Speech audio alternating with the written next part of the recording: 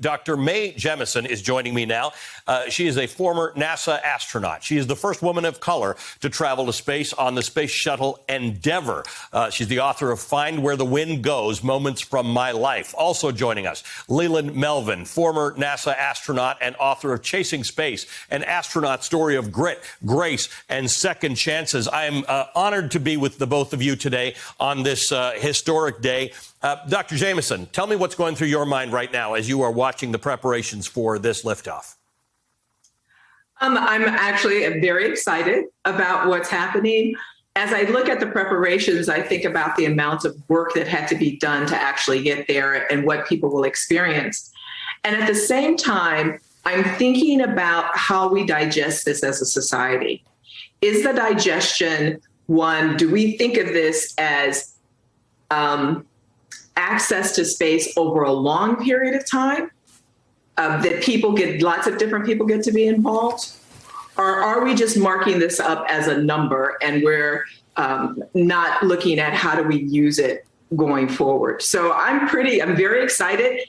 Reasons for being excited. It's a different way into space than the regular launch vehicles we're seeing. So that's really exciting that it's actually launching from a new place, the spaceport, and they land in the same place on the same day. So all of those things are very exciting. And the upside of that, the reality check is, what do we do with it and who gets to be involved? And Leland, first of all, thank you for being in your complete kit there. It's always good to see you. You're one of the only people who wears an astronaut suit who's actually an astronaut. I think what Mae brings up is really, really, really, really important, because space today to young 8-year-olds or 12-year-olds or 15-year-olds does seem like a competition for the rich and the famous.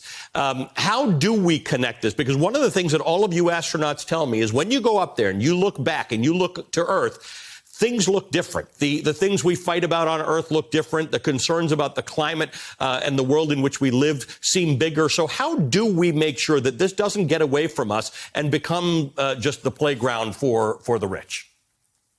Allie, thanks for inviting us back. And I think the reason why I always wear my flight suit is because there may be this little boy or little girl out there from a diverse community that sees my face, sees Mae's face, and says, wow, that can even be for me. So what Mae was talking about was the democratization of space. How do we get everyone from every zip code, every postal code, people that don't even have postal codes, how do we get them inspired to let them know that they can be part of this space race, this new space race?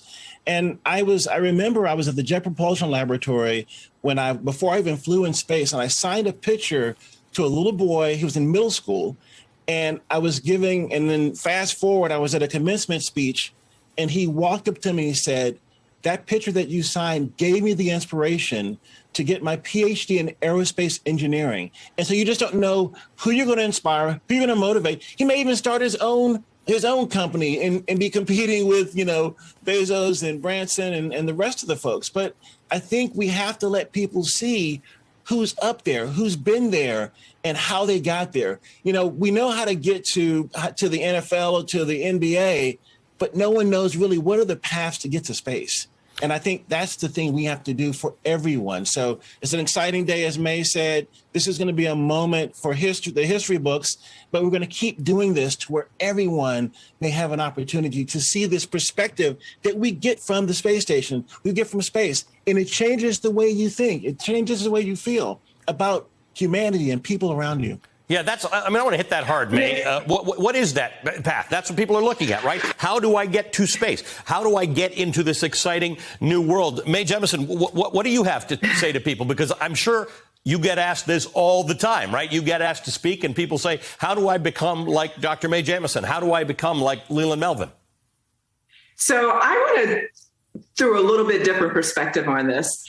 And that perspective is, when I went up into space, yes, I looked back at the Earth and it was incredible. But for me, it was looking outward and that connection to the greater universe, because I never believed the Earth had lines and boundaries and borders. I always knew that climate was affected. I always knew that people had a lot more in common. So I think it is as impactful to look up right here, and to be able to have people connected to the earth. The other piece I want to add with that is that very frequently people think of astronauts, and yes, the view is beautiful. Yes, I want us to go into space. But a lot of work is done by the people who don't go into space. Yep. And so that whole path and what we use space exploration for, whether it's remote sensing, whether it's being able to look and understand, telecommunications, all of those things are important. And so sometimes I worry that we need to have the full picture. Yes,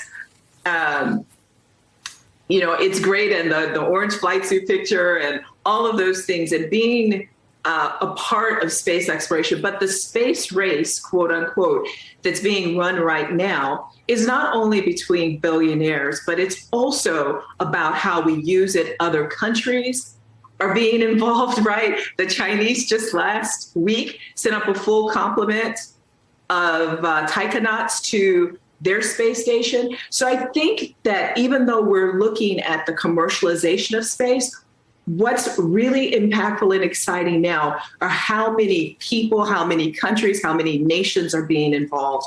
South Africa has a space program. There are space programs around the world. So when I look at it, I want to look at it in total. Yes, the commercial piece is really exciting. The space tourism piece is very exciting. But right now, if we look at space tourism only, it's going to be, for a long time, somewhat not inclusive, right? Because of the cost. But so much is going on in space that is more inclusive. And so I really, even though we're looking here now at Virgin Galactic, and I'm rooting for everybody, and I want this to happen, I want us to be have a broader perspective. Leilani,